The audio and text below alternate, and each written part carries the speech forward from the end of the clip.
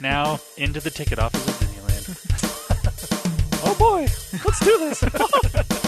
Don't think the CIA is going to be trying to hack your second-gen iPod. I didn't think so. There might have been a lot of illegal music on there. I wouldn't doubt it. But, I mean... Because that would be stupid. iTunes is a constant source of embarrassment. I approve this measure. I really don't see Apple ever doing that. I am Nadella. I can't do it anymore without laughing. I was going to do the whole thing. Welcome, everyone, to the Calling All Platforms podcast. I am your host today. I am Wes, and I'm here with Caleb. Hello. And Landon. Hey. And we are here to talk all things games. Pretty much. Games today. We had this glorious E3, this event that happens every year. Oh my gosh. There's a lot of things that happened. Oh my gosh. Even probably a lot more than what we're going to talk about. But, yeah. But before we get into our gaming section, Landon has some news, I guess, of that's not gaming. I do. We decided it'd be okay if he, gives us one or two news items. I got to talk at some point during this episode. Yeah, it's true. So I should have brought my Switch, shouldn't I have? I can play Minecraft on my phone. That's true. That's true. I can be involved in gaming somehow. Look, guys. I can't be talking about it, but I'll be playing something. All right, well, take it away. Anyways, I've got two things of news. One that's Google and one that's not. Google, you can now apparently edit location data on photos inside of Google Photos on the web. Hey. Which isn't the most convenient thing ever, but because it's not on your phone or stuff like that. But that is awfully nice. Yeah. So, like, if you have photos that you upload from your computer that are, like, older photos or whatnot, you can throw location data into those. Like, it'll like, if you click on Show Info, it'll have a little thing that says, where was this photo taken? Yeah. And you can add that. That's really nice because one of the cool features of Google Photos is you can search for photos by location. Or, like, there's a lot of different things you can search for, but that's one of the options. Yeah. So if you want to do photos from such and such a place, you type that in, it'll bring up all those photos. But if you don't have that information in there, it's obviously not going to show those. But now you can add that. Well, it'll also be really nice if your phone has a tendency to alternately tag the pictures that you take at home as being at your actual address or being at the apartment building half a block away. It'll be really nice to be able to fix all of that because I'm actually now kind of curious. Don't live at the apartment building half a block away. Yeah, I'm kind of curious now. I kind of want to go in and see exactly where it's got certain photos geotagged because it can do that. GPSs and phones aren't always 100% accurate. Nope. That is interesting. But that is a nice little feature, though. Yeah. Because I've got a decent amount of photos that were either taken on a phone that the GPS was really bad, or they were uploaded because they were taken from an actual camera. Right. Or, something like that. Or they're older photos. Yeah. So I like that idea. That's nice. A lot. The next thing I want to talk about is a phone that we can't buy. It's only available in China. But I want to talk about it because it's rather interesting. It's the Vivo Nex, N-E-X. It's an all-screen phone. Mm-hmm. So there's, take iPhone 10 bezel without a notch. Mm-hmm. And that's this phone. Bigger screen, obviously. It's let me see. Of course, it's not going to tell me the screen size, but it's a bigger screen. Either way. So you're going to ask, where's all the stuff that goes up the front? Honestly, I don't know where the sensors are. But the camera, this is what's interesting about it. The camera pops up from the top, a front-facing camera. Mm-hmm. So I don't know exactly how it works. If there's I'm assuming there's not a physical button. Maybe it's like one of those you press on it and it pushes in and pops out. It's like spring-loaded. I hope not. That would be awful. Yeah. I'm assuming it's probably like a button on a software button that you push and it'll just pop up or something like that. Motorized dealio. See, and I still like that other weird Chinese phone that had it like a slider that had the whole phone, the back of the phone. Oh, yeah. I like that too. I think that's a better solution. Oh yeah, for sure. That is definitely the better option. if you're going to have the camera somewhere other than right on front, the slider's definitely the way to go. Yeah. But I like this because it's something different. It's true. It's true. It's a way to get away from a notch.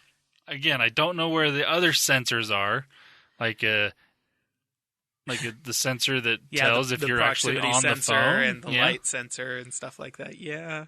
So that's interesting. Who needs those anyways? Nobody talks on automatic their phone nowadays screen anyways. brightness, Seriously. automatic screen dimming. Nobody needs that stuff. No. Although they could be doing what like all the watch companies have done with their watches, and put them kind of around, like in the very small bezel, just in. I don't know how they. Yeah. I don't know. Well, I mean, those sensors don't really have to be huge. No, they don't. But yeah, so and it's like a full flagship phone. It's got a Snapdragon 845. It's got 8 gigs of RAM because China. 250 gigs of storage. 256 gigs of storage. A 4,000 milliamp hour battery. And there is a cheaper version apparently that has the Snapdragon 710 and 6 gigs of RAM and 128 gigs of storage. But why would you want that? But yeah, and the front-facing camera is an 8-megapixel camera, so it's not a bad camera, potentially. But I just wanted to mention it because I thought it was awfully interesting that they have a pop-up camera. Yeah. That's awesome. That's cool. But again, we can't buy it. Reminds because me. it's only in China. You can. Well, yeah. You just have to do it from a sketchy website. It'll take you 2 months to get here, and then you won't be able to use it on any of our carriers once it does get here. But you can buy it. Yeah, I don't think you'd want to because it costs right around $800. Holy crap. Wow. Yeah. Yeah, But I don't mean, buy with the it. specs, that's understandable to an extent. Yeah, I'd never pay that much for a phone from China. There we go. From China, no, because I've spent more than that on phones Yes. far too often. Yes. But yeah, that's all my news. Yay! That's good all news. my tech news. And that's all my news. I don't have it. I figured you guys are going to cover the gaming. I haven't looked at anything. Yeah, we'll get it. Slacker. I want to mention this because I found it and brought it up in our Slack group. Skyrim. They showed the Bethesda keynote. They kind of jokingly showed Skyrim being played via Alexa. Yep. And the video is hilarious. If you haven't watched it, you need to go and watch it because it is so funny. But I found out this morning that you can, in fact, play Skyrim on an Echo. I am so going to test Or this. anywhere that Alexa, like even on your phone, if you get the Alexa app on your phone, you can do it on there too. And I'm assuming your PC. Yeah, I would. Yeah. Yeah, I will be testing this. Yeah. So I will test and report. That would be awesome. It'll be the only thing I use my Echo for this week. It's but a place. I will do it. I just the video again. You need to go watch this video because it is hilarious. Drink a potion. And if you haven't, You are out of health Echo, potions. Oh, okay. How many wheels cheese? of cheese do I have? 406 wheels of cheese. them Okay, I eat all of them. I eat all the cheese. Yeah. Yeah. And that is exactly Skyrim. It's like, oh no, I'm about to die. Pause. Just consume all of the food. Yeah. Okay, health back now. Keep playing. Yeah. Eat all of the cheese. I love that part. Yes, Anyways. it's very good. But It's yeah. a good one. If you have an Echo, go try this. Even if you haven't played Skyrim or anything like that, I'm just curious and let us know how it works for you. In fact, here, I'll help you out. Hey Alexa, play Skyrim. Yeah, there you go. You're welcome. Okay, that's my news. I'll be quiet now. You can pipe in anytime. I might. I'm sure we'll talk about some games that you'll be like, oh, well, okay. Maybe. I'm just gonna mute my mic now. Yeah. Minecraft. Anyway, so the way we're going to go about this, since there's a bajillion things to talk about, Holy crap, yeah. and probably still more. But anyway, Caleb's going to go through some of the conferences, and we're just going to talk on certain keys that we found interesting, Yes. basically, and talk about it, and then we'll kind of highlight those certain things. So take it away, Caleb. All right. We're going to start with EA, who was last Saturday because they're stupid.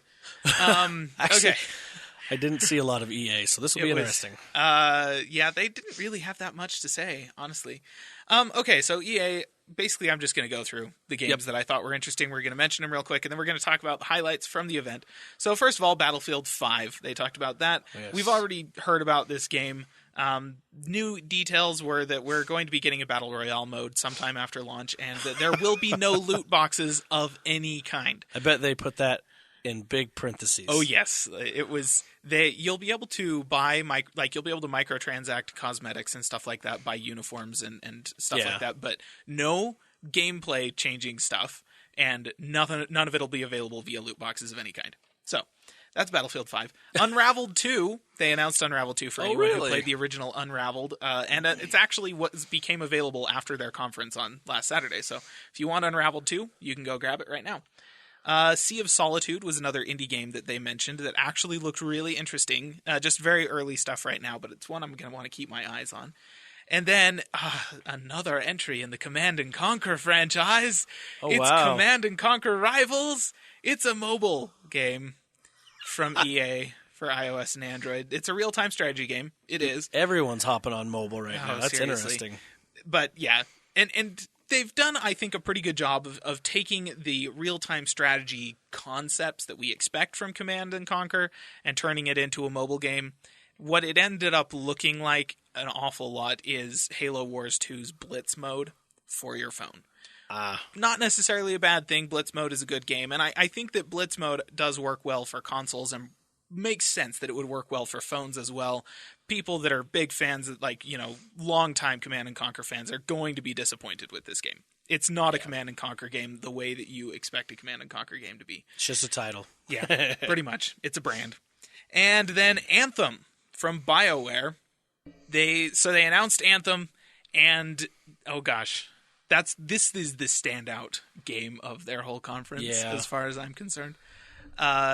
One of the things they did, again, mention very specifically was in terms of monetization, there will be no loot boxes, and all microtransactions are for very specific cosmetics. There will be no gameplay. So EA was all about that this year. I guess they might have actually been paying attention when Battlefront 2 completely tanked because of the loot boxes and the microtransactions. Yeah. So, yeah. I heard it was pretty bad. Yeah. Even when they took the loot boxes out, I heard it was really hard to progress without them. Yep. So. Yep. So Anthem, like I said, for me that was the standout game. That's the one that I'm coming away from this event looking basically specifically at Anthem. It does look a bit like Destiny. I don't think there's really any getting away from it. It's a far future shooter RPG type thing. And yes, it's coming from BioWare, and we all know what BioWare is best at, and it's their story-based, super awesome RPGs where choice actually does matter, and that's awesome. Destiny is not that kind of an RPG. Destiny is an MMO, where it's not as much about the story or narrative as it is about the loot and the gear and the grind and stuff like that. So Anthem is also an online MMO. But BioWare have promised us that they have been putting a lot of focus on story, and that when you go to their hub world and you interact with the NPCs inside their little hub world, you will be getting a traditional single-player BioWare experience. Like you would expect from Mass Effect, like you would expect from Dragon Age, Mass Effect Andromeda notwithstanding. So we pretend that doesn't exist. Yeah. Well, and the end of Mass Effect 3 as well. But yeah, that's what they've said. The gameplay that they've showed doesn't really show that at all. The gameplay they've showed very much looks like this is Destiny with mech suits instead of Guardian powers. And that's not a bad thing. I bought Destiny 2, and I am really enjoying it. It's a fun game to play, but it's also very much definitely an MMO. Mm-hmm. And it's, the stories that, the fun stories that come out of Destiny 2 are they're not Destiny 2 stories. They're my own personal experiences in this weird little shared world where, I'll run across other players and we'll do this thing, and the public events and the raids and stuff like that. That's where the stories come from. They come out of the grind and the people you're playing with, not the game itself. And, that's not what we expect from BioWare. We expect actual RPGs from BioWare. So they say that it's there. We haven't seen it yet. But it's coming February of next year. So early next year for basically everything except the Switch. Switch. I don't know. Maybe they could... It may come later. Maybe they can add that later. But yeah, so it's one I'm definitely keeping my eye on. It's going to be toward the top of the list, at least at the moment. It is going to be toward the top of the list for my full price game purchase of 2019. But I'm cautiously optimistic. Yeah. I would be too. I was, when they first announced that, I definitely was cautious. Yeah. Because, excuse me, didn't they take everyone that worked on Andromeda and moved them to Anthem? Well, yeah, like basically the entire company pivoted hard from Mass Effect and Dragon Age to this new IP, and that was I'm pretty sure that was an EA corporate directed move. They keep saying, oh, Anthem is this great idea that we've been working on for a decade. That's it's been kind of bouncing around the back of our minds. We always wanted to do it, and we wanted to do it right, and yada yada yada. And I'm pretty sure that was EA came down, and they're all like, all right, you've got these two really popular franchises, but in order to justify your monetary value to us, you got to get some more new IP out there, so make one. And I think that's what Anthem is. And I think that EA probably came down 3-4 years ago when Destiny launched, and we're all like, hey guys, it's kind of like Mass Effect except an MMO. You should do that. Hop on that. And they were probably like, yeah, but it's not like Mass Effect at all, because Mass Effect was, had gunplay and had combat, but was about the interpersonal relationships and story, single-player story experience. That's what Mass Effect is. And that's not what Destiny is. Destiny is completely different. No. They are not the same game in any way. And so I think that BioWare probably knew their fans better than EA knew their fans. Yes. And I'm a little concerned that Anthem is going to be an EA thing, not a BioWare thing. But we'll see.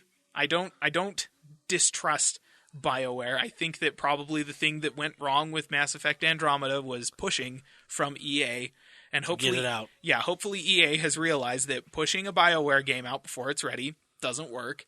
And also, they don't actually know anything about what their fan base wants, because just look at what happened with the Star Wars franchises you have. It takes a lot to screw up a Star Wars game to the point where people really reject it. To get the Star Wars fan base to reject a Star Wars video game, that takes some talent. You have to kind of try to do that. You really do. And man, they succeeded. Oh, yeah. Hardcore. So you won that one. Yeah, so hopefully EA has learned a little bit from the past couple of years, and they're going to let BioWare actually make a good game. Good. So that was EA's event. Cool. The next one was Microsoft. So we'll probably spend a little bit of time on this one. So Microsoft does this thing that I think is kind of annoying. Everybody else will pick 10 games or maybe 12 games or something, and they'll kind of rattle off 6 or 7 or 8 indie games or something like that really fast, and then they'll focus on 3 or 4 big games, give them a couple of minutes each. And then there's Microsoft that just shoves everything into a 2.5-hour event and introduces 50 games. They bragged about that at the end of the 50. conference, yes, today we announced 50 games coming to Xbox. And I'm like, cool, but I don't remember what any of them were. I do. It's just a number. Anyways, so I wrote down as many of the ones as I could catch that were interesting to me, and so I'm just going to rattle those off really quick. Okay. First, Halo Infinite. I thought that was a really interesting title. Felt like they were a little jealous of BioShock. Ori and the Will of the Wisps. So that's a sequel to Ori and the Blind Forest, which is an indie game that's a couple of years old. Very beautiful. Yes, an amazing game. You want some eye candy? Even the original. Yep. Take a look at that. So, Ori and the Will of the Wisps. Sekiro Shadows Die Twice. And I wrote this down, and I can't remember what it was, but I remember watching the trailer and thinking to myself, whoa, that's weird. And yeah, you say that now, and even I'm going to right, blank. Right? Do I need to look it up on my phone? Maybe. I can't, but it's like, I wrote the title down because I wanted to make sure that I kept an eye on it, and so I'll have to look it up at some point. But I remember watching the trailer and thinking, that looks interesting, and so I wrote it down. Bethesda did show up to the Microsoft event. Yeah, that was and they pretty basically, the big news from that was that Fallout 4 is going to be on Games Pass. Which I feel really bad for everyone that bought it a week before on sale. Because they had it Maybe that's why they put it on had it sale. on sale a week before, like the Game of the Year edition, Yeah. everything, like full on, like this. I almost actually bought it because it was on sale, and I'm like, man, that's awfully tempting. And then this happened. I'm like, I don't need to buy it. I'm really glad I waited. Yeah. So yeah, Okay, Crackdown 3. They gave us a release date, February 2019, and also another trailer for it, which it's another Crackdown game. If you played the first two Crackdown games, it's insane. with what's his name? Yes, Terry Crews. Terry Crews is in it. Let's see. Nier Automata is coming to the Xbox, and it's going to be landing on June 26th, which also happens to be my birthday. Happy birthday. We'll just get that out there. Metro Exodus. So this is another one of the Metro games. So if you played Metro Last Light or Metro 2042 or whatever I never the first realized one how was. big those games were. Yeah, they're kind of huge. Like a big fan base. Like not as much in North America as Europe. Yeah. Like they're really popular in Europe. And the first couple of Metro games, they're based on a series of novels by I think a Russian author, which is why they're set in Russia. Yeah. And but yeah, so they're pretty popular, and so this game I think strays from what the novelizations were, because the first couple of games are very much they all take place in the metro system of like Moscow, and so it's all underground. You're in tunnels the entire game. It's all that kind of thing. This one is above ground. You're on a train. You're trying to get to someplace with this train, and so there's like. You can see the sky, and there's open areas, like big open, almost open world style areas with lots of little side tasks to do and stuff like that. So it's a direction change for the Metro franchise, but it does still look like a lot of what you expect a good Metro game to that have was is in I think there. last year they revealed it because that was the big thing. People knew it was Metro, and then when the guy opened the door and went outside, like everyone like flipped. Yeah. But I never played these games, but I know of them, and I didn't realize how big of they were. They're pretty big. So yeah, Metro Exodus, that's coming later this year. Kingdom Hearts 3 is going to be on the Xbox. that's actually big news They to announced be that. on That the is Xbox. massive. And did they say if they were going to bring any of the previous games or the remasters to the Xbox? I don't think they I don't did, think but- they did, but if So if you're the kind of person who's always been intrigued by the Kingdom Hearts series and you want to play through everything else before you play Kingdom Hearts 3 and you just have an Xbox, sorry.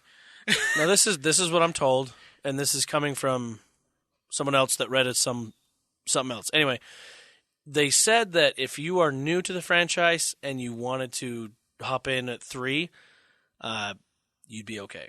Is what I've heard, and it's not coming out, but this is what I was told.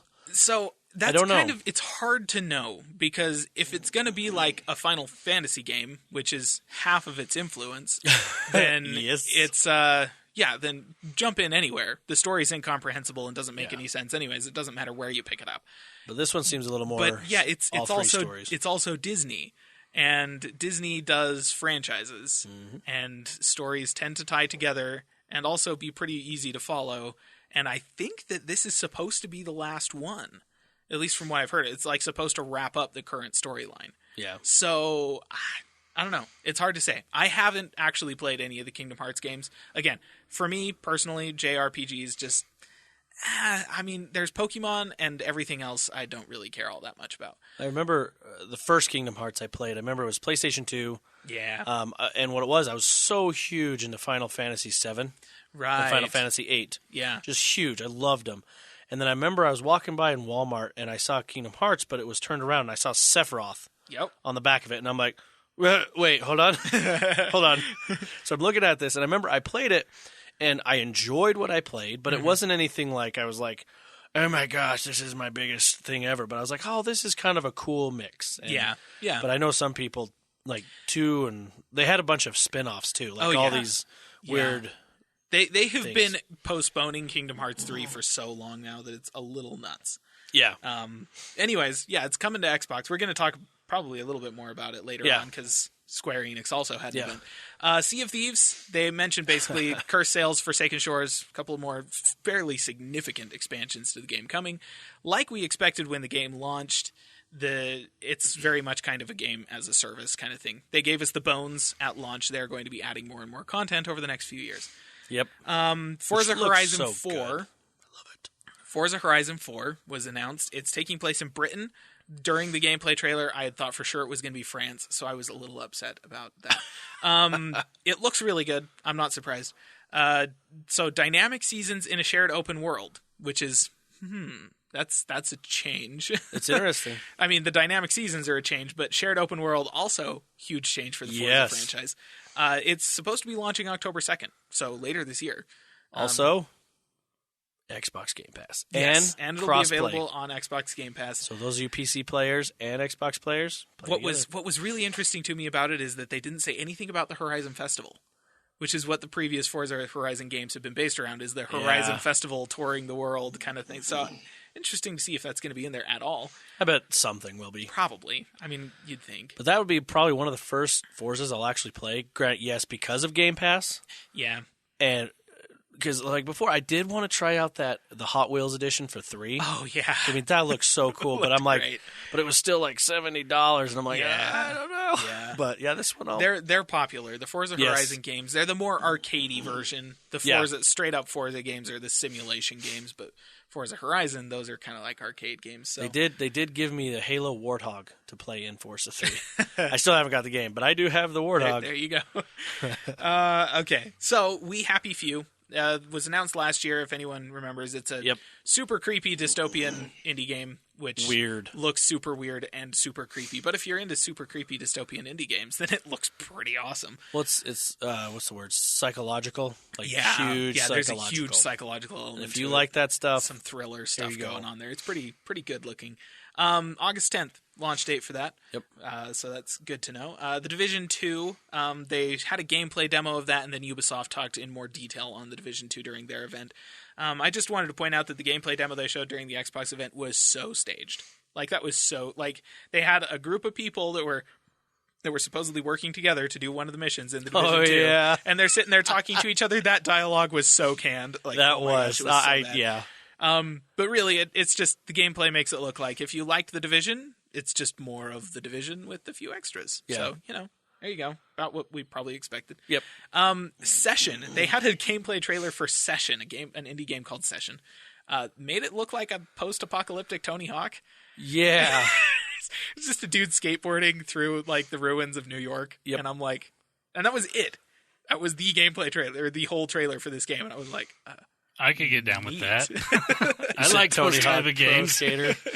That's what those games were. Just here, you want to grind on this? I remember back in the day with GameCube, there was a game called it was a Dave Mirra BMX game, and there were different things you could do, but there was one part of the game that the entire goal was to try and rack up points by crashing.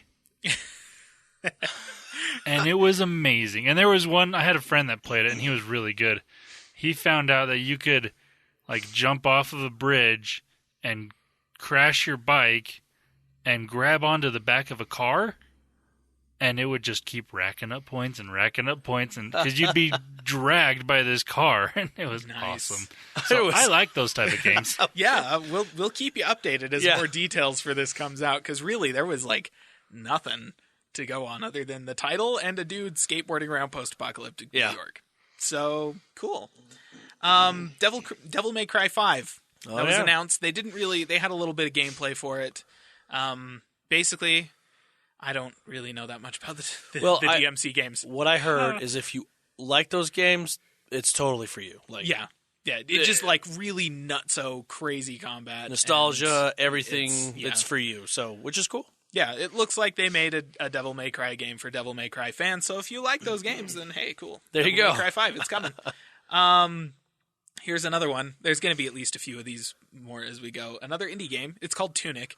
I can't. I wrote down the title. I can't remember anything about it. That's the fox. Was that? The fox in the weird tunic. I remember that. He had a sword and a shield. It was kind of like a weird Zelda, old school Zelda. It's like a pixelated Zelda type. Yeah, that's right. That's what it was. I think it's a roguelike as well. Now that you mention it. Okay, so it's another indie game. It's like kind of a like we said, kind of a Zelda style. 2D pixel. That's what I got from thing. it. It could be something different, but you got a fox with a sword and a shield and a green tunic. Yeah, yeah. So yeah, it's an indie game. Yep. There were a couple of those that I wanted to just kind of keep an eye on, so I wrote them down. And then there, Jump Force. This was an interesting one. It looked like a franchise crossover fighting game, very similar to. Oh, come on! What's the Smash Brothers? No, not Smash Brothers. The one that is. Cartoon Network Smash? I don't know.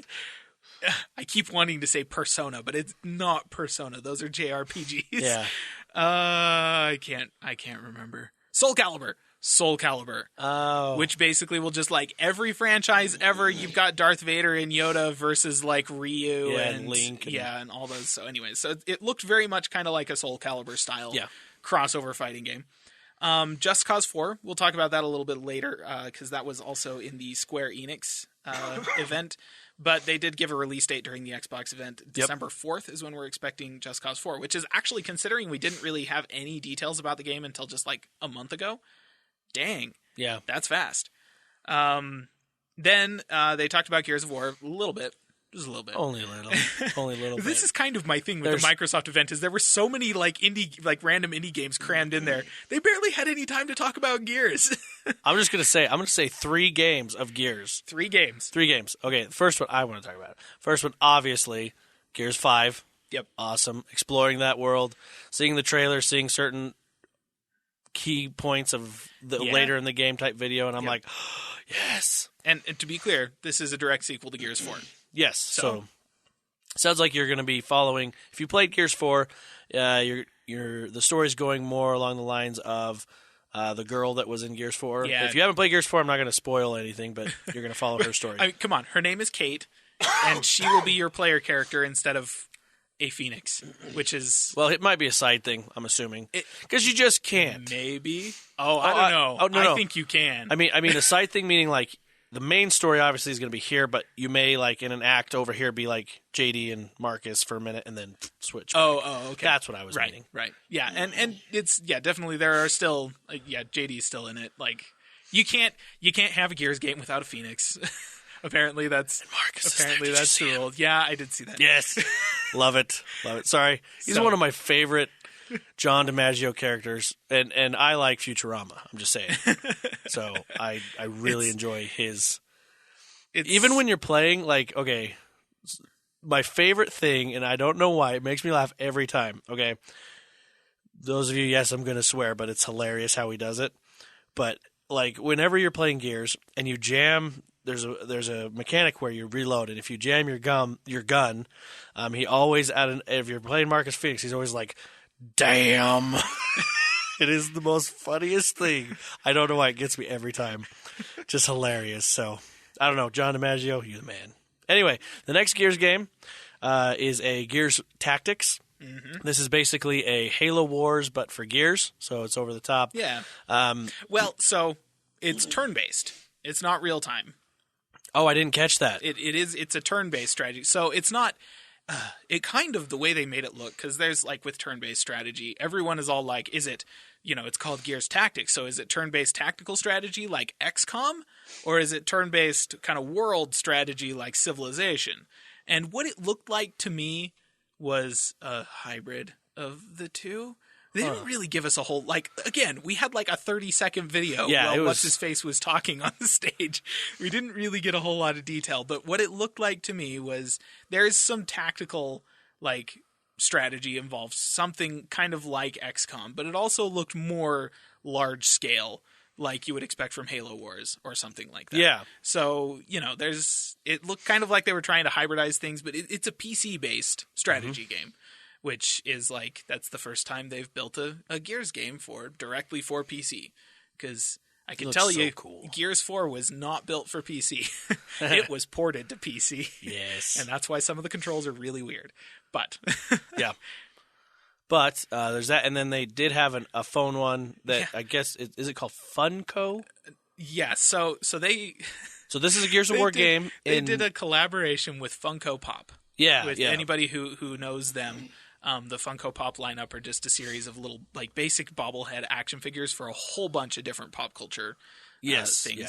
So they paired them with them to do Gears Pop, which is a mobile game. And from what it looked like it was like a mobile shooter. You know, like they were kind of doing the whole like cover shooting thing for your phone. The way and everything looked like a bobblehead. Well, the way I took it, it looked like you could pair up 3 versus 3. Yeah. Yeah, and maybe it was like this person with this can shoot over here. I don't know. Maybe I went too far into it in my mind of how it would work. Yeah, and again, this was like a 30-second video while somebody was talking on the stage, and we just didn't really get a whole lot of detail there. But those are three Gears games. That's interesting for a franchise that has never branched away from the console until 2017. 2017. Did you know that there's a movie that's in the works right now? Seriously? Yeah. I mean, that's a fairly cinematic game, so you'd sure think they'd be able to make a good movie out of it. But then I said the same thing about Tomb Raider, and that didn't do very well. So did you see it? I didn't see it. I haven't seen it yet. I need to go see it. I heard it's out on DVD now. I just Redbox it. Yeah, I heard if you liked the first game that it took a lot from that. Yeah. Yeah. So it's just like, is it also a good movie? Because I know the game was I don't know. great, but... Anyway, sorry. We can continue. But yeah, so then the last game that they talked about, and they kind of talked about this at a couple of different events, but CD Projekt doesn't do their own press conference at E3. So they just kind of shoved this game into a few different conferences, but CD Projekt Red finally gave us an actual trailer for Cyberpunk 2077. It was kind of funny. At first, it reminded me of the Sombra takeover at BlizzCon. A little bit, yes. Yeah, so. That was pretty good. So yeah, it was. It's a story trailer. Like it wasn't a gameplay trailer at all. We're not that far along in the game development apparently, but they did like the caption on the video did say that most of it was rendered in the game engine. Yes. So if nothing else, we know that it's going to be pretty as snot this game. Which anybody who's played The Witcher 3 is not going to be surprised by that. But holy crap, looked really good. It's I don't really even know what to say about it. It's a CD Projekt Red game, like, you know, an open world RPG that's a cyberpunk game. Look different, like everybody's a robot? Yeah. Like or everybody's cybernetically augmented or something like that. It's kind of there was like hints of Blade Runner in there and a little bit of like iRobot-y type stuff and that kind of thing. Like there's a lot of pop culture parallels you can tell they were drawing from when they came up with this concept. But I mean, you know, it's CD Projekt Red. All of their games have been based on books to this point. So, you know, I guess I'm not really surprised. But yeah, it looked like fun, I guess. It's just really hard to know at this point. Because you go back and you look at the original trailers for The Witcher 3, for instance, they made it look like a movie. Mm-hmm. And that's kind of what this made it look like. It made it look like a very linear movie. But The Witcher 3 is not at all linear. There's your main story quest, but oh my gosh, the trail you take to get there is nuts. And so, I fully expect Cyberpunk 2077 to be a very open world. Like they're going to build this entire city that this game takes place in. They're going to build the whole thing, and it is going to be incredibly detailed.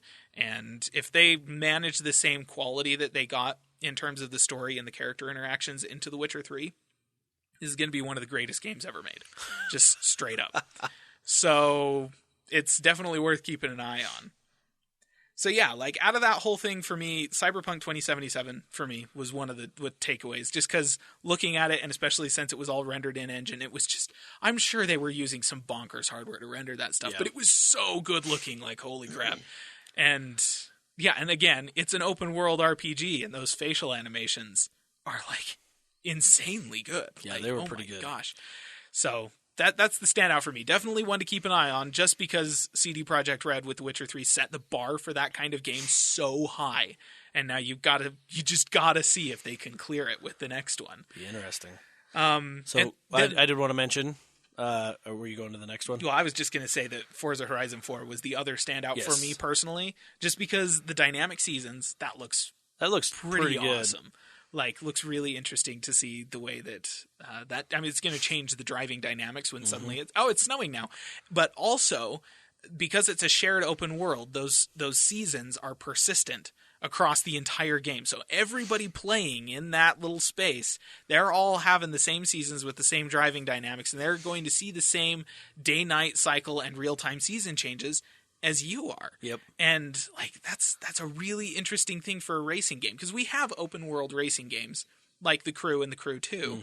And you can do multiplayer and co-op in those games, but it's like either local co-op or just like a friend logs into your instance of the game. Whereas this is like on a server, MMO style open world, or not necessarily open world, but like persistent multiplayer experience that you're not going to know everybody that you drive past.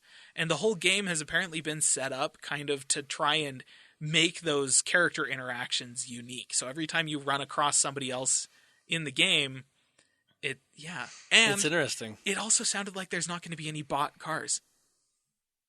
Oh, really? Yeah, like no AI controlled vehicles.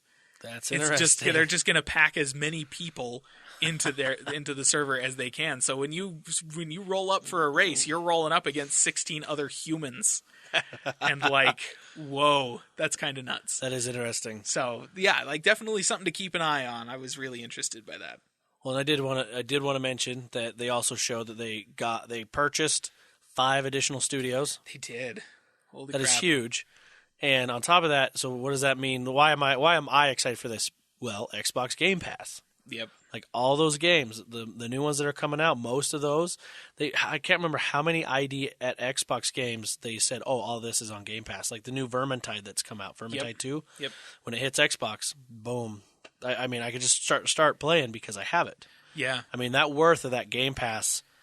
They've done a lot to turn Game Pass into the Netflix of video games. And it's awesome. Like, I can't...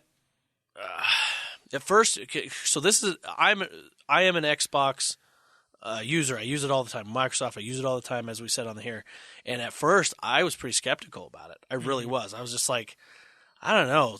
Some of the games, like, I'd probably play Halo 5, maybe here and there, whatever. But no, they're just packing it full of all these games, all these... I mean, even Tomb Raider's on there, and that's a Square Enix. Yep. They're getting even more, like all these ID at Xbox. I mean, they're doing stuff right. As for me on this ecosystem, everything Xbox is doing, Microsoft is doing, they are doing right. Yeah. And I love being on this ship with Phil Spencer. Yeah. It's a great value proposition, and honestly, just having that kind of reassurance that if you have those games from generation to generation of the console, they're going to stick with you. Yep. Is suddenly like, wow, it's like being a PC gamer. They pulled that in. That is a really, like, that's a big plus. Well, not only for that, console. I see it going both ways, even for PC. I mean, that's one way to beef and that's it up, actually too. one of the fantastic things about being a PC gamer at this point is because everything that Xbox has been doing to try and make the Xbox more appealing, to try and get people to buy the Xbox instead of a PS4, because everybody buys PS4s these days.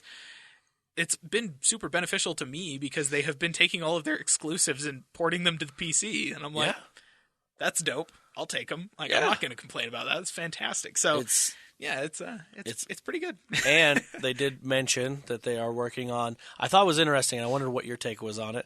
Obviously, they're working on the next console, but it's more about streaming to any device. Yeah, I think that I read this somewhere. Somebody pointed out that they think that the next generation of video game consoles, living room video game consoles, will be the last. And that's after what I heard too. After that, you will be streaming everything from hardware stored somewhere else on the internet, because internet connections will be fast enough and data will be cheap enough that you'll be able to even stream it to your phone. And that's what I heard. And that kind of thing, and just play your games wherever you want, using whatever service you want. Well, that's what he said on stage. Yeah, and Nintendo will continue to have a console for at least 2 generations past that. Well, yeah, before they finally jump on the bandwagon. And their consoles will continue to sell quite well, which will make all of the hardware people at Sony and Microsoft go, WTF is going on here? Seriously.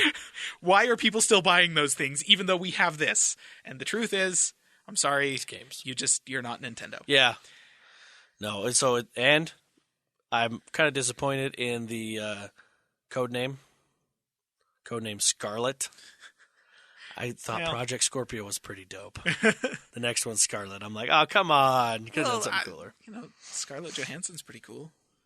Okay, Black Widow. All right, whatever. Can't argue. Anyway, but okay. as a fan of that, I really enjoyed everything. I just want to mention. So, next. All right, Bethesda. Bethesda was next. So there's two sides to this event. There's the Bethesda publisher side, where you talked about a whole bunch of games that are being developed by the developers that they own or that they're publishing. And then there was the Bethesda Game Studios side of things. Yes. So we're going to start out with the Bethesda publisher stuff. First of all, I gotta love their sense of humor. They started out the introduction to Rage 2 by talking about how the game was introduced a couple of weeks ago by their good friends at Walmart Canada. That was hilarious. Who are well known for their low prices and ability to keep a secret. That was funny. Because a couple of weeks ago they posted online. The pre-orders. Pre-orders for Rage 2. So Rage 2, they talked about that. Anyone who played the original Rage game, cool. I didn't. I don't really know much about it, but it was it was a shooter from id, before id was bought, right? Yes. I was trying to think. I think I got it for free a long time ago. I never played it. Yeah. So it's an id shooter, and they invented the first person shooter. So you got to give them some props for that. But from what I've heard, Rage was basically it wasn't a bad game, but it wasn't like an amazing shooter either. So, just kind of there. So I don't know why they necessarily felt the need to go with Rage 2, but, well, here we are. So I just want to point out that the crowd watching that event were idiots. Like, they had a full-on, rock band on stage playing an, actually pretty dope song. WK. Yes! It was when he walked out, fun. You know what's funny? I was watching this, and I had my other screen. I was sitting there going through, and I was watching it because I was late to watching these, so I hopped on YouTube, and I'm like, did YouTube change the channel? Because Andrew WK walks came out. I'm like, and there's a band. Yeah. It was unexpected, but it was based on the gameplay and stuff they showed, it was the perfect way to introduce that game. I thought it was pretty good. It was a pretty dope performance. I was like, all right, this is awesome. I wish I was there, and then they would pan out and show the crowd, and that crowd was dead. Yeah, they're just I don't even know what the heck was going on there. There was a couple of people that were kind of smiling. And then I felt bad for the cameraman because you could tell they were trying to find the one energized person in that crowd. They finally tracked him down at the very end. It was a young Chinese couple or something like that. And they were actually really getting into the music. And I was like, okay. They managed to find the one pair of actually entertained people in this audience. It was pretty funny. Everyone else was just stupid. Anyway, so Rage 2. Yeah, Rage 2. It's an open world shooter with a big emphasis on vehicle combat, it looked like, which I guess was a feature of the original game. The gunplay itself actually looks a lot like Doom. To be clear, this game actually was developed in collaboration with id, was not actually developed by id, just to be clear. So it's not going to be Doom with a Rage skin on it, which is actually kind of unfortunate. Doesn't Bethesda own id? They do, yeah. Yeah. But it's developed primarily by another studio that Bethesda owns. It was not developed by id. Oh, okay. But I guess the other studio is actually known for some of their vehicular combat games, and I think they were the guys that developed the Mad Max game from a couple of years ago, which I've heard was pretty good. Okay. So, it'll be available spring 2019, just something to keep an eye on. They announced new expansions for the Elder Scrolls Online that are going to be coming later this year and early next year. Yeah. And then they had the lamest teaser trailer. It wasn't actually a lame teaser trailer, but it was not what I wanted it to be for Doom Eternal, which apparently they're getting jealous of BioShock Infinite as well. Put numbers on your games, guys. The reason BioShock Infinite was called that was because everybody at Irrational Games knew that was going to be their last one. So maybe, I don't know. I didn't mind it. This is not our last Doom game. I'm pretty sure that Halo Infinite is not going to be our last Halo game. Come on, guys. Anyways, just saying. We're going to get more details for what that actually looks like coming at QuakeCon later this year. But yeah, Doom Eternal, which I still need to play the first one. Okay, Quake Champions. So this was actually pretty interesting. They opened up a free trial for Quake Champions after the event, which is going to be going until the 17th. And what that is if you download the game and start playing anytime before the 17th, then you keep the game free forever, basically. Huh. But it's only available till then. So, I mean, if you're into Quake, if you're into really, really stupid, fast-paced shooters, then Quake is the game. Like Quake is, dude. I remember playing Quake the 3. Original, like the original Quake is where that all started. I think Doom 2 or Doom was where it started, but Well, I remember Doom started the first-person shooter. Quake took that and took the multiplayer of Doom and basically said, and okay, emphasized it. that except faster and with jumping and wall Yes. running and all the nutsy, crazy traversal techniques that make it so that if you're good, there are no obstacles in those Quake stages. You can get from anywhere to anywhere. Yep. It's not even... Oh, yeah, it's crazy. So, Quake Champions, that's the latest iteration of the Quake franchise. They also talked a little bit about Prey, which came out this past year, like late 2016. Yep. They announced some new game modes, and then the Moon Crash DLC, which kind of looks like a hardcore mode yes. version of Prey, so that's cool. And then the Typhon Hunter multiplayer, which is going to be coming later next year, like early next year.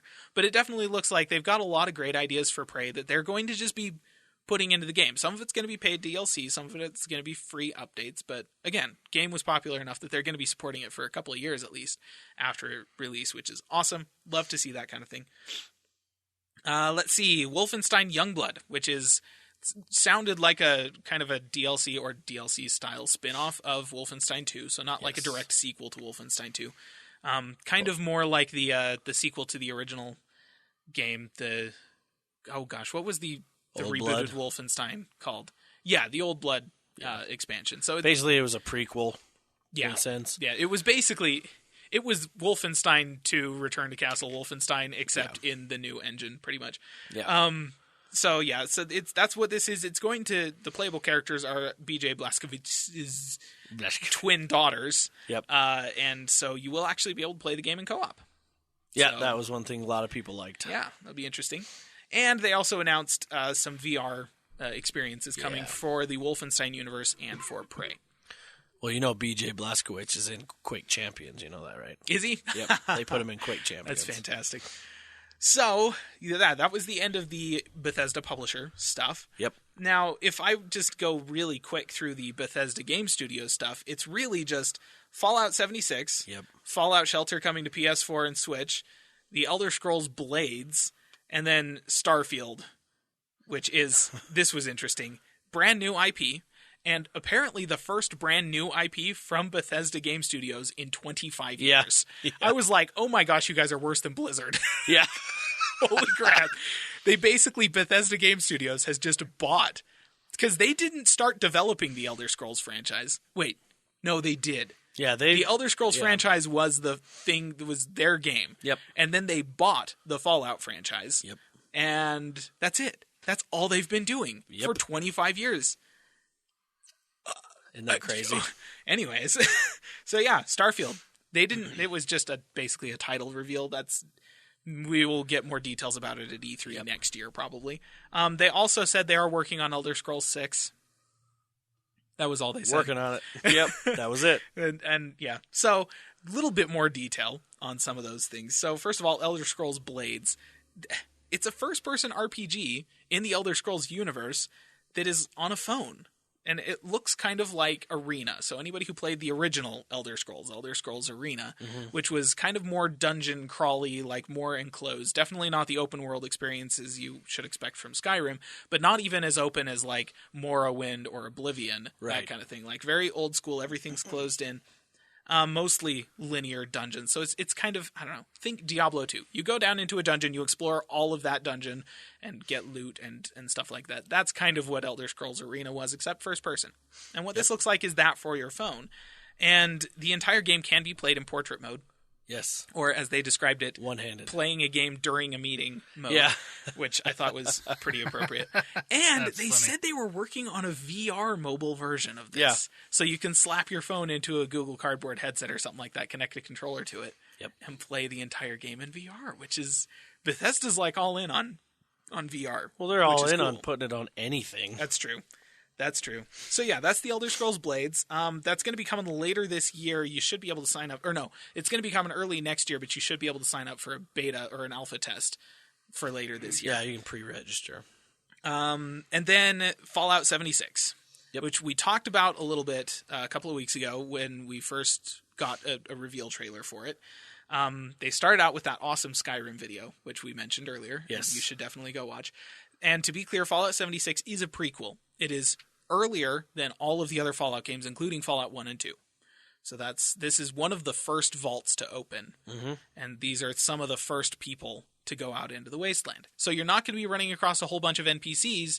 You're just going to be running across monsters mostly. Yep. And we'll talk about that a little bit more later. But they're saying it's 4 times the size of Fallout 4. And Which it is huge. takes place in West Virginia. And just from what they showed, I can confirm they had the New River Gorge Bridge and everything. Like it was actually West Virginia. I might just buy it because it's set in West Virginia. Well, like, honestly, okay, so I've always been wanting to get into Fallout, but I'm like the single player. I mean, yes, it's a single player game, Yep.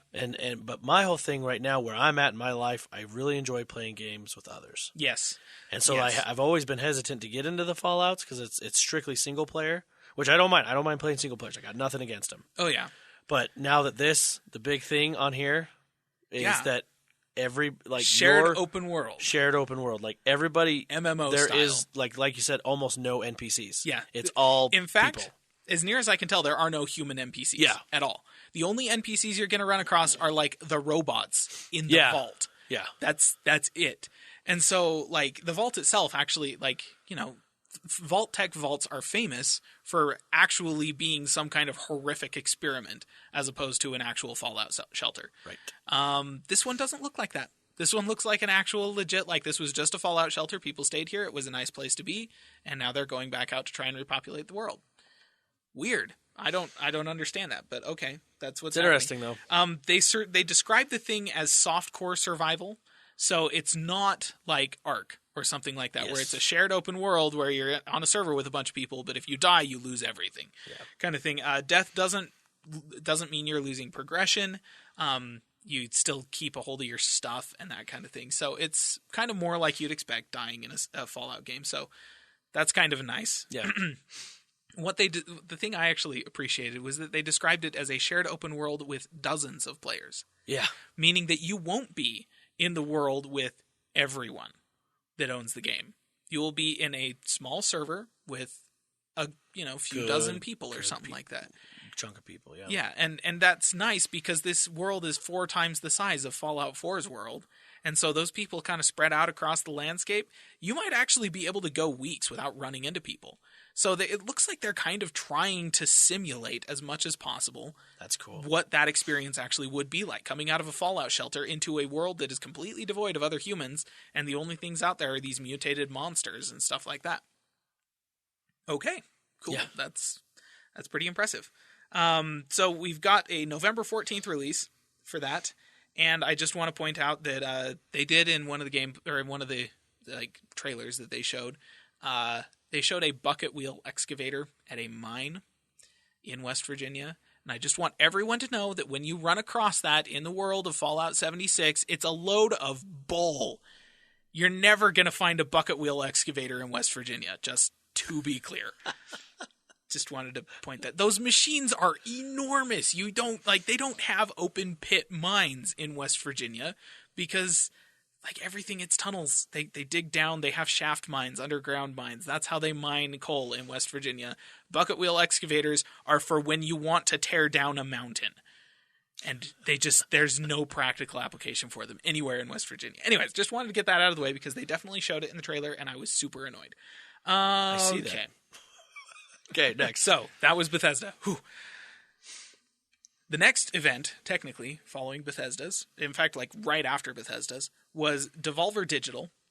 I don't know how many listeners are familiar with the game publisher Devolver Digital.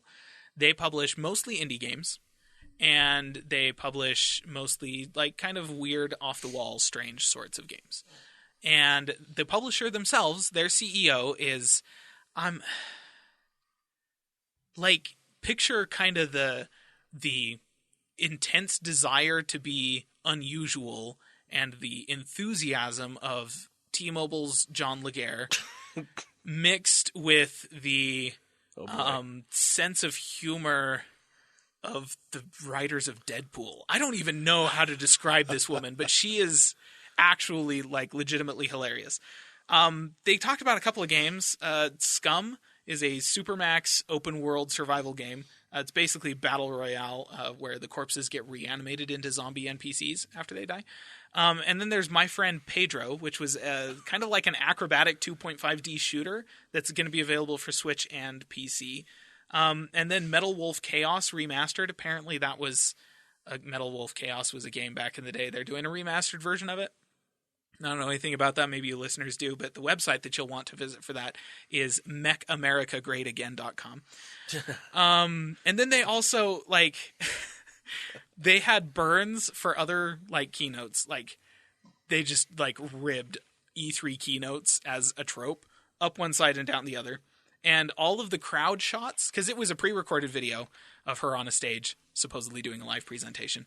And the shots, the camera shots of all the crowd were just B-roll from stock photo sites and stuff like that. It was actually really hilarious, some of the reaction that they had in there. They also introduced Lootbox Coin, which is a cryptocurrency based around loot boxes. And let's see. The Nintendo throwback consoles, they mocked that as well by having a Devolver Digital throwback console, which was a Sega Genesis that they'd painted. It was really funny. The guy that was going to come up and quote unquote demo it, opened it up. He's all like, "This is just a Sega Genesis that you painted, and what's in here? This is a DVD. This is a movie. This isn't even a game, and it definitely wasn't published by Devolver Digital. This is a whole bunch." And anyways, then somebody comes onto the stage and beats him up. So really, if you don't mind strong language, the event itself was about 30 minutes long. So not a very long video, and it sounds like my type of keynote. It was hilarious. No, it was so funny. So I would, I'd recommend. Apparently, last year they did this as well, and they started a storyline where their CEO killed somebody on stage at last year's event. And so this year at the very end, she got killed by this guy's reanimated cybernetic corpse. Came back with a big old metal arm and killed her. And then they reanimated her. And anyway, so apparently this is a storyline Devolver Digital is going for with their You know what needs to happen? E3 events. She needs to be in charge of an Apple keynote. It would be super entertaining. No, it was... That would be awesome. I don't know. It was crazy. It was nuts, but it was fun to watch. They didn't really talk that much about games that are actually coming out, but it was fun. So, that was Devolver Digital. Square Enix was next. We're just going to pound through this. Let's do this. Fast. So, first of all, they talked about Shadow of the Tomb Raider. We'll come back to that. Final Fantasy Online Stormblood expansion that's coming. They're actually going to be introducing a crossover with Monster Hunter World. That will be coming this summer. They introduced The Awesome Adventures of Captain Spirit, which is a game in the Life is Strange universe and is a prequel to the second game, which is in development right now. Oh. So if, apparently some parts of this are going to be involved with the story of the second Life is Strange game. It's free. So, if you like Life is Strange, go ahead and play that.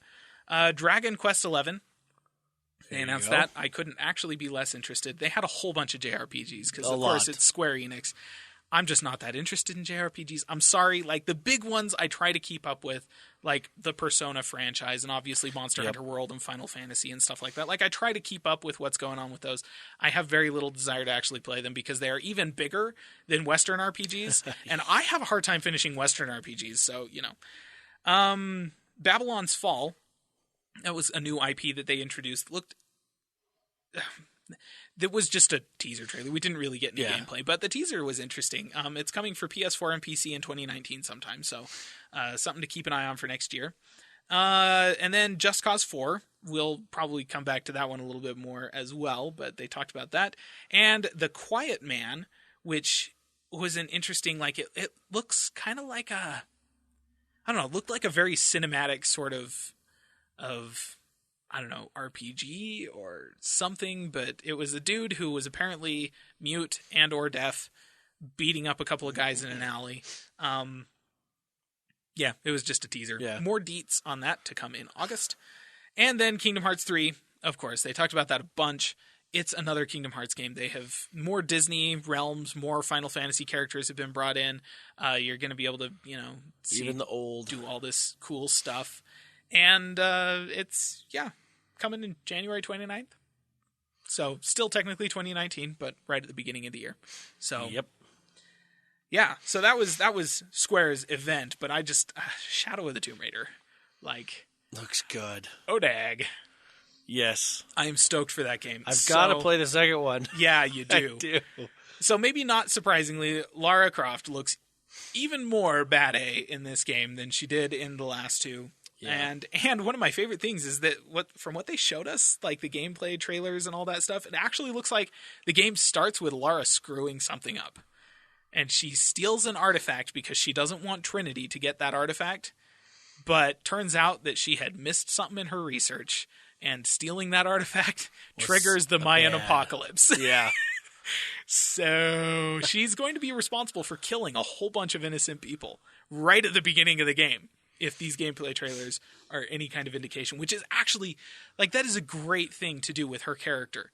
To kind of, because we have seen, we've seen the really, we've seen Lara turn from a timid graduate student into this really confident, but also flawed person who you do get to see screw up occasionally. Yes. But this is a massive screw up. And so we really get to see how the character of Lara is going to handle that screw up. And that was my biggest concern coming into this game, is that the last two games have been great because of the character arc that they gave to Lara Croft. And I was worried they were not going to do that with this one, but it looks like they totally are. So I'm super excited. It also just, the game looks visually very similar to Rise of the Tomb Raider. Obviously, it's a little bit nicer, and the location is very different. It's in Central America. But I do want to point out that they did change the character model for Lara. They changed her between Tomb Raider and Rise of the Tomb Raider. Her face looks completely different. This one, she's just totally ripped, which is actually finally they have this shot of her in one of the trailers, she falls into a river and then she stands up and just this sun is behind her silhouetting her, and you look at her arms and it's just holy crap, she's been hitting the gym like nuts. Yeah, well, and that makes perfect sense. Island, because have you seen the way she can climb walls and hang off of cliffs and catch herself on ropes and crap like that? She should look like Dwayne freaking Johnson. The things that she's doing. She should look like Dwayne Johnson. No, she shouldn't. But anyways, I get your point. It was just kind of nice to see that they're not shying away from the whole she's a total bad A. She should look like a total bad A. Yeah. And she should be cut. And they're not going yes, but she's also a woman, and so she should look feminine and stuff. They're not doing that. Half the gameplay trailers she spent with mud smeared all over her face because she was hiding in bushes. Yep. That's what she should be doing. And so they're committing to that, and I love that. That's just great storytelling. I really, I loved Rise of the Tomb Raider. Such a great game. This just looks like more of that same greatness. Gotta play it. And I am stoked. How many hours is that? You can beat it in about 8, 6 to 8. But if you do it that fast, I would be surprised. It'll piss me off. Because there are so many collectibles and stuff like that. Oh, I spent a pretty reasonable amount of time going after collectibles, and I finished the game with about a 75% completion rate or something like that. Jeez. And it took me about 10 hours to do that. So if you're going for 100%, 15 maybe, 12 to 15. Okay. So, yeah. That's Shadow of the Tomb Raider. It looks great. Just Cause 4. I haven't played any of the Just Cause games, but Just Cause 3 looked like so much just wild mayhem that I have seriously been tempted on many occasions. I might jump in with Just Cause 4. Oh, really? Because this just looks like everything Just Cause 3 was, except even crazier, which is like awesome. I will take that. So again, it's set in a fictional location, and it's Rico, whatever his face is, going into this place to serve a just cause and overthrow like a dictator or something like that. It looks like Far Cry with that signature Just Cause insanity, which is kind of what Just Cause has always been. So now they've added unpredictable weather effects, which means you'll be like going around this big open world that Just Cause takes place in, and like there'll be tornadoes, there'll be storms and stuff like that. They'll just pop up. Just cause. And yeah, just cause. And you'll be able to like, that'll change the gameplay experience and that kind of thing. But you know, like if you're flying around, you got to watch out for tornadoes. But if you want to use a tornado against your enemies, like you can fly into tornadoes and pull like a full-on X2 kind of situation and try and knock them out of the sky with a tornado that pops up. One thing that bugged me was that during the event, they called the front-end loader a bulldozer, which is baloney. It was a front-end loader.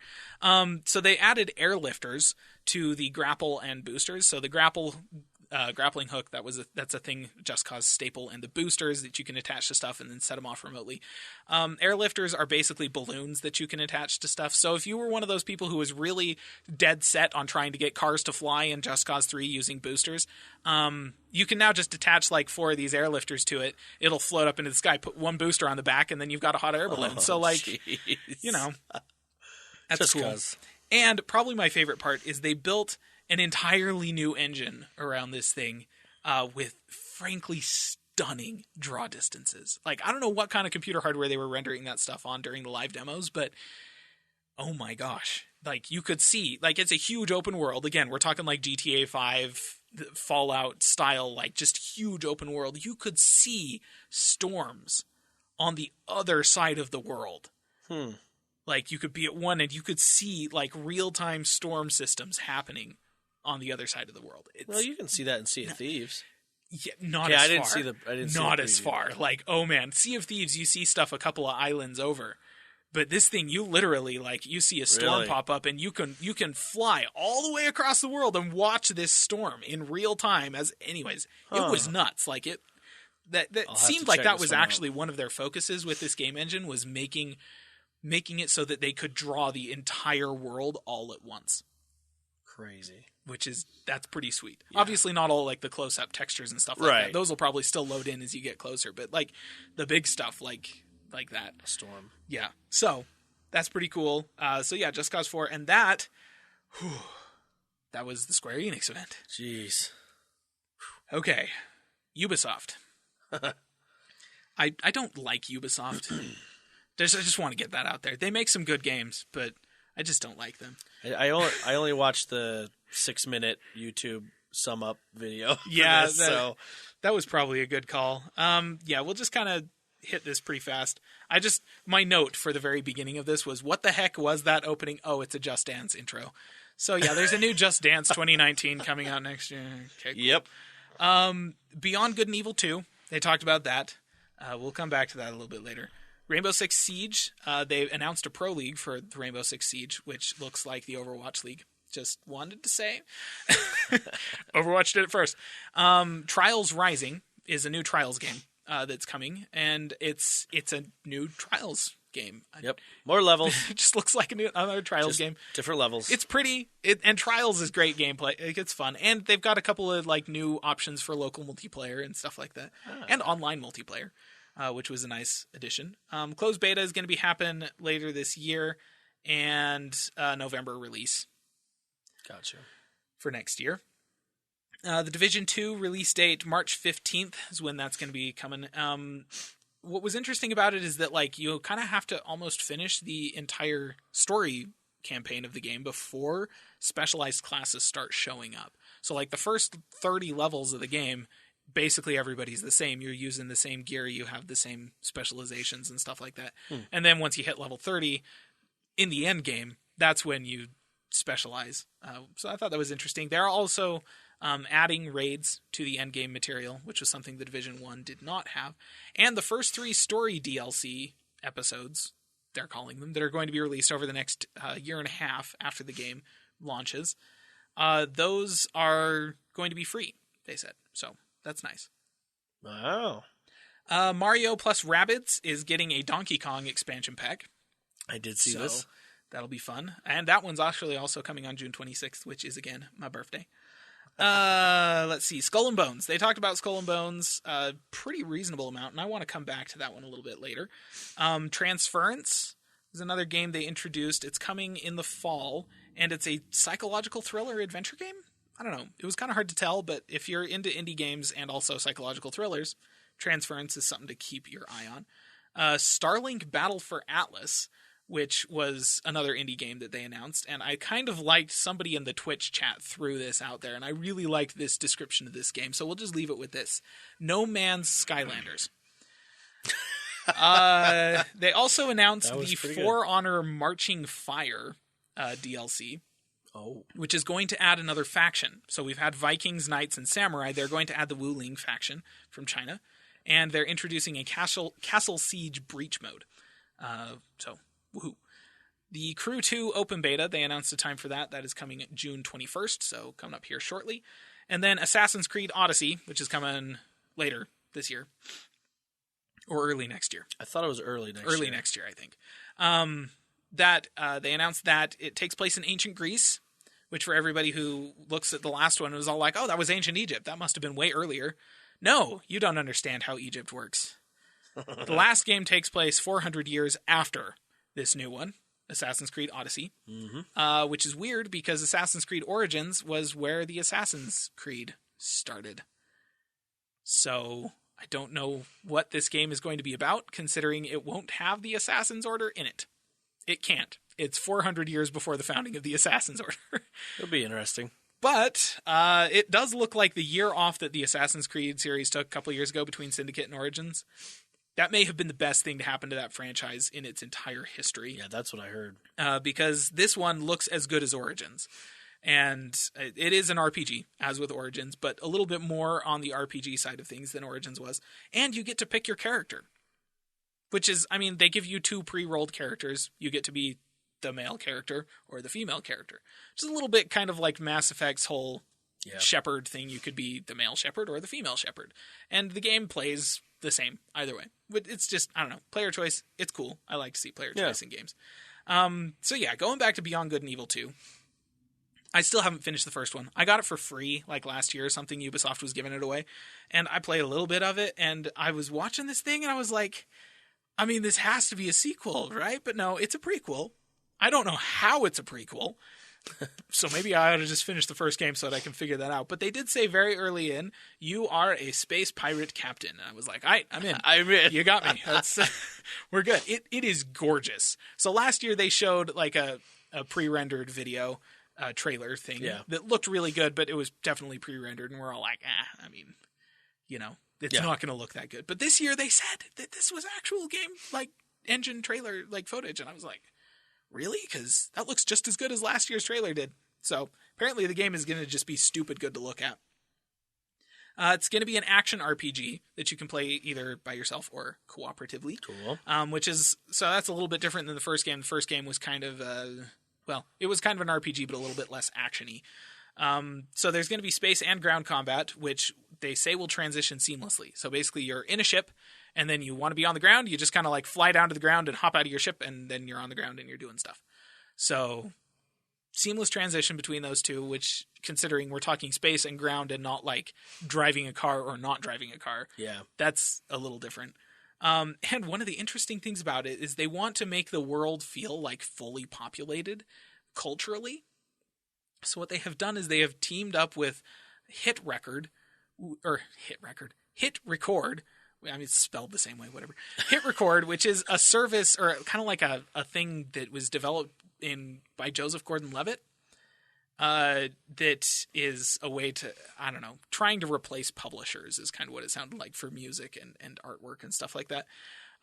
So what they're doing is they're teamed up with them to have the music and artwork that is environmental in the game. So the music that's just kind of playing in the background while you're walking down the street, or the artwork that just shows up as graffiti on the sides of buildings and stuff like that. They want all of that to be developed by the fans. So you can go to Hit Record and you can submit your stuff for Beyond Good and Evil 2.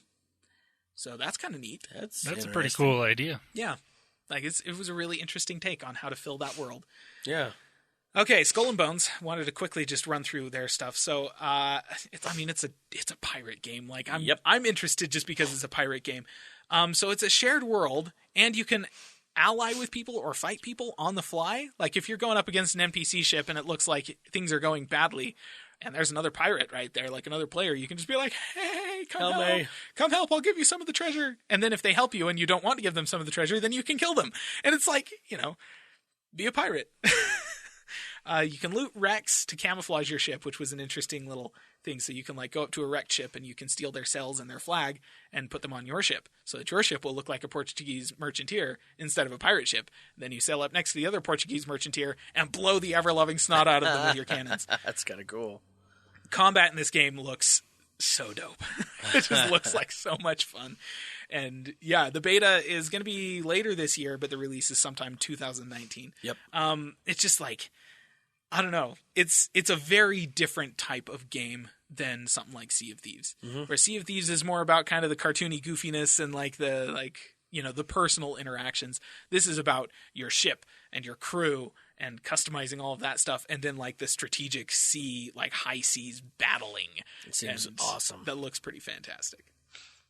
Okay. So the next one was the PC Gamer Show.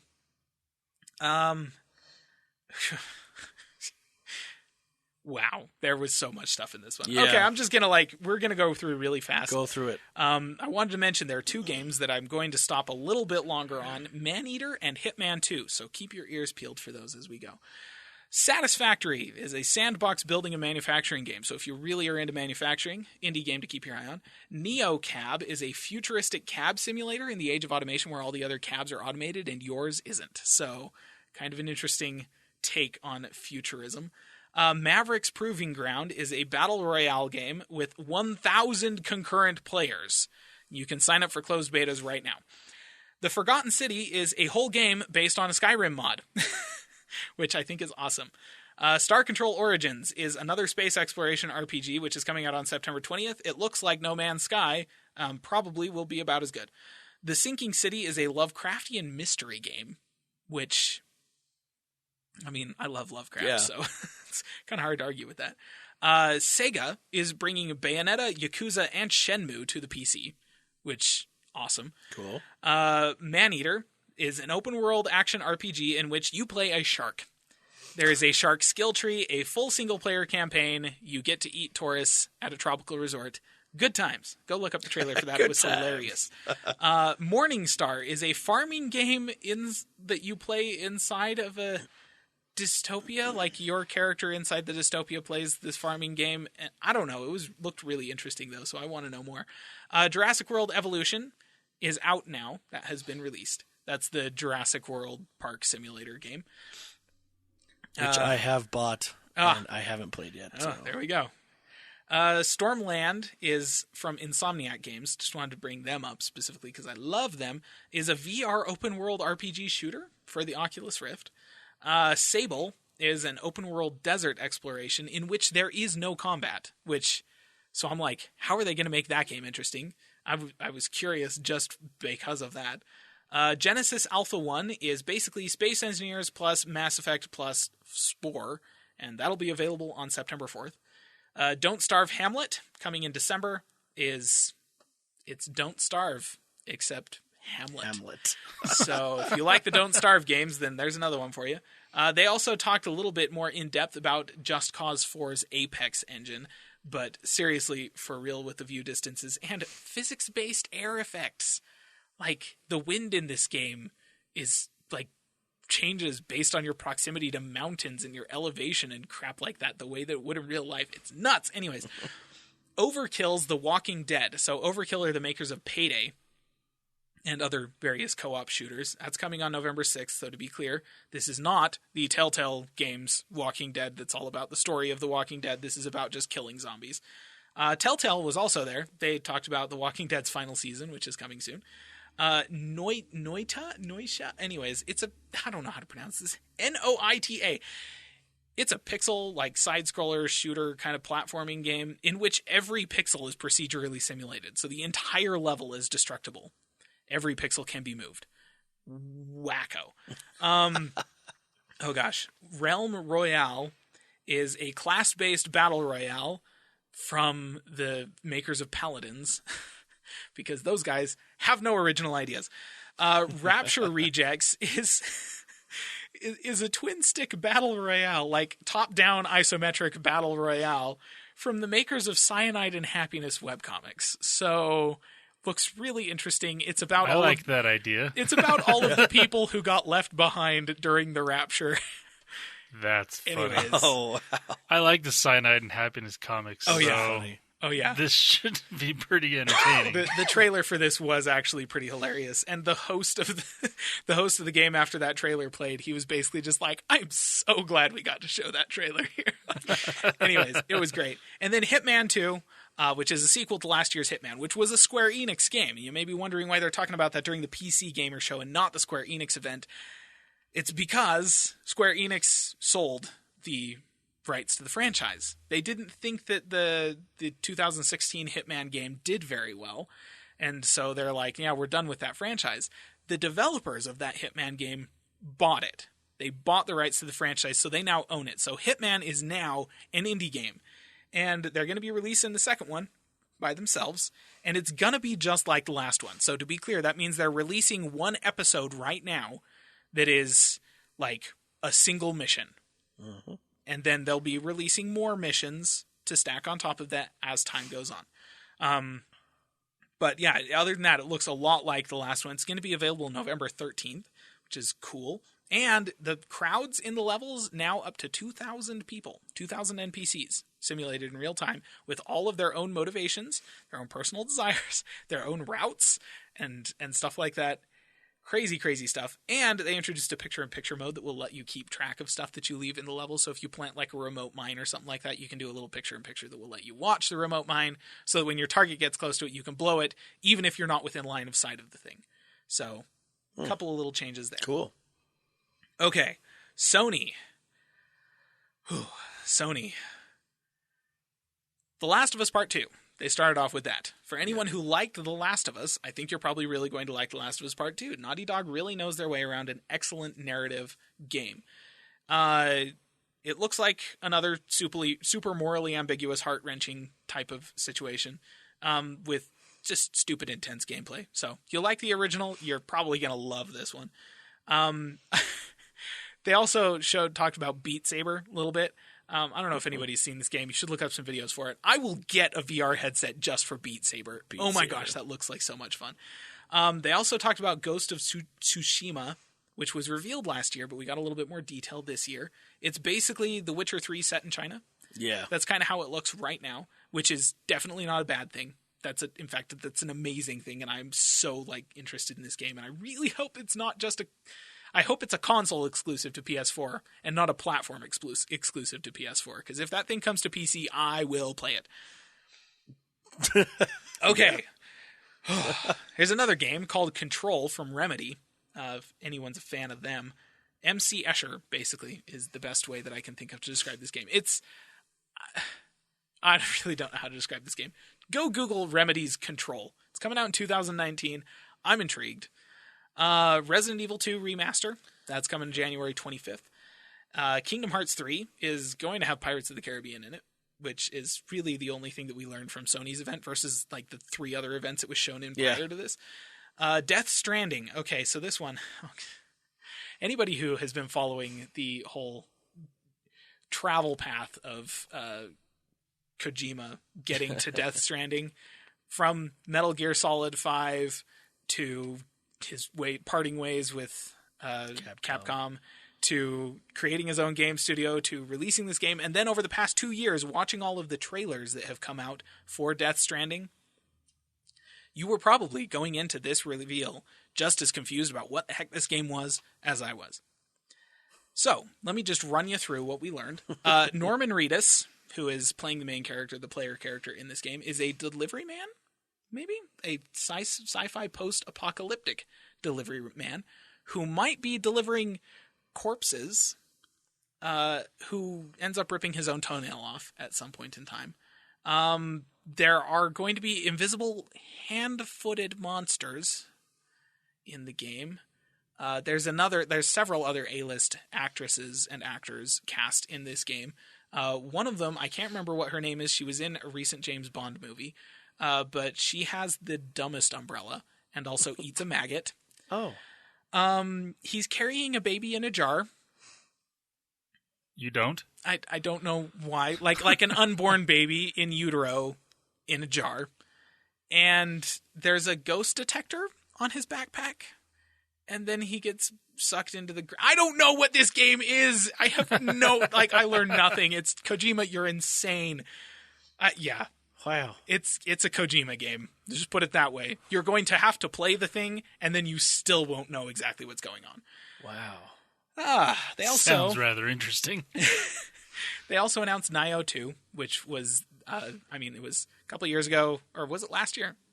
No, I think it was a couple years ago. 2016. It was 2016 at least. 16. Was basically just, I don't know, Dark Souls in Japan. So it's that. There's a sequel. Spider-Man. They talked about the Spider-Man game, which is coming out. The Spider-Man game. And honestly, it looks exactly like a Spidey game should. Like, the traversal looked so much fun, just swinging around New York City. And some of the live play that I've seen of the game, everybody's all like, it's just fun to swing around. Like, I just want to swing around this big old model of New York City forever. Like, it's super relaxing. And apparently you can legit kick people off of buildings to their death. So there's nothing in the combat. He's sold. There's nothing in the combat system that will prevent you from doing that. So, everything else is non-lethal, right? It's Spider-Man. Yeah. He's webbing people to walls. He's punching them in the face. He's knocking them out with the little web blasters and stuff like that. But if you hit a kick, if you're on top of a building and you hit a kick just right, they're just going to fly off the side of the building 30 stories down to their death in the street. So, have fun with that. Sweet. So yeah, for me, the standouts of that whole thing, Ghost of Tsushima, I'm really looking forward to seeing more of that game. Death Stranding, I still have no idea what the heck is going on with that game.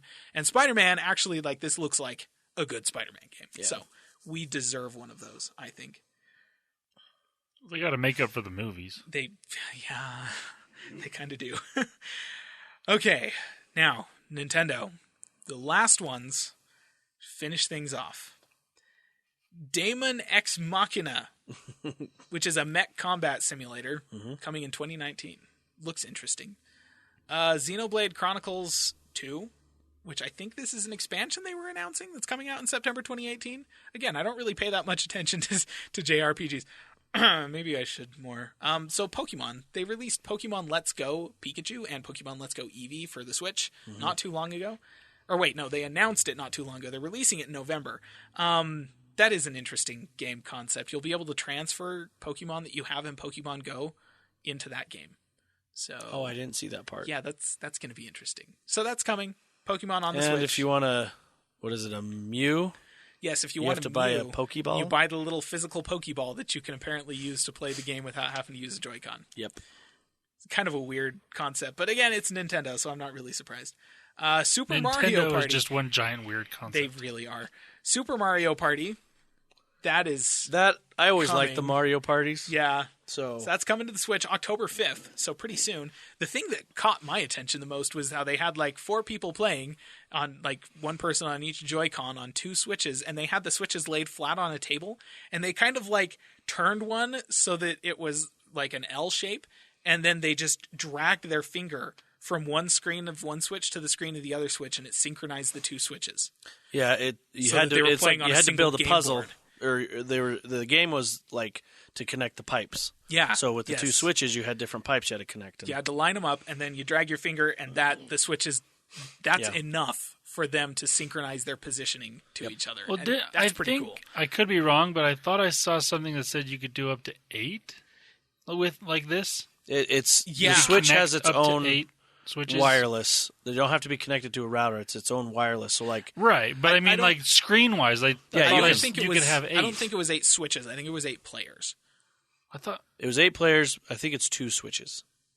So it would be 4 on each. I think. I'm not positive on that. Again, like I said, I could be wrong, but I thought I saw something that said 8 switches, connecting the screens to have gameplay like that. I think it depends on the game because I think that punching game, Arms, I've seen 4 people play, but it's single player Right. per Switch on. So I think it depends on the game. They didn't Well, really I'm not saying just connecting switches. I'm saying connecting this game specifically for Super Mario for the Party. screen to do stuff like this. Yeah, I wouldn't they didn't doubt really give a lot of detail in the event itself. They may have given more afterwards that I didn't catch because there was a lot of stuff in the events. I was just trying to keep up with that.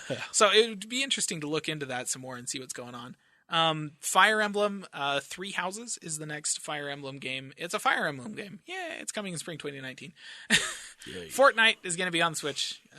Okay, we're not surprised. Overcooked 2, which is the same gameplay as the original Overcooked, except with more changing environments and also the addition of online play. That'll be coming on August 7th. Killer Queen Black is a 2D pixel brawler, which actually looked pretty interesting to me. That's going to be releasing on Switch first. Didn't say it was going to be a console exclusive, but it will be there first. Yes. And then they did a whole bunch of all of these games are coming to Switch, but they were literally 5-second clips of these games. I didn't catch most of them. A lot of them were JRPGs and stuff like that I'm not super interested in. I did catch that the Dark Souls remaster is going to be coming to Switch though. Oh, hey. Which is interesting. And then the rest of their event was all about Super Smash Bros. Ultimate, which is the next Smash Bros. And I mean, it looks pretty cool. So Mario, he's been updated. He gets Cappy from Mario I think Odyssey. all the characters get updated to their most recent. Every single character has been tweaked. Yep. Link, there's going to be Breath of the Wild version of Link. Pikachu is obviously still there, and I'm obviously super happy about that. And I have not been paying much attention to Smash Bros. Over the past couple of generations because Ryu, Cloud, Solid Snake, and Bayonetta were all in there, and they're all yeah, these guys are returning. And I'm wait, what? I knew Snake was and Cloud. So, yeah, those guys are all there. But here's the thing. The big thing they really wanted to focus on. Every player from every game is going to be in this one. So if they have been in a Smash game before, they will be in this one. That means Mega Man. Which is, yeah, Mega Man will be there. And they have touched and tweaked every character. Yep. From what I understand, every single character is going to be different to play. So if you have a favorite, they'll be kind of familiar, but your skills are not going to directly transfer. You'll have to relearn how to play these characters. The Inklings were one of the new characters. They announced that the Inklings were going to be in the game a couple of weeks ago, so that wasn't technically a reveal at this event. But they are going to have 8 different costumes for those guys. So you can have 8 people, because 8 player is coming back, so you can have 8 people on a single stage, all playing Inklings. None of them will look the same. Cool. Yay. Improved graphics, more stages, and some classic stages coming back as well, and destructible stages, which was kind of neat. Let's see. GameCube controllers are supported.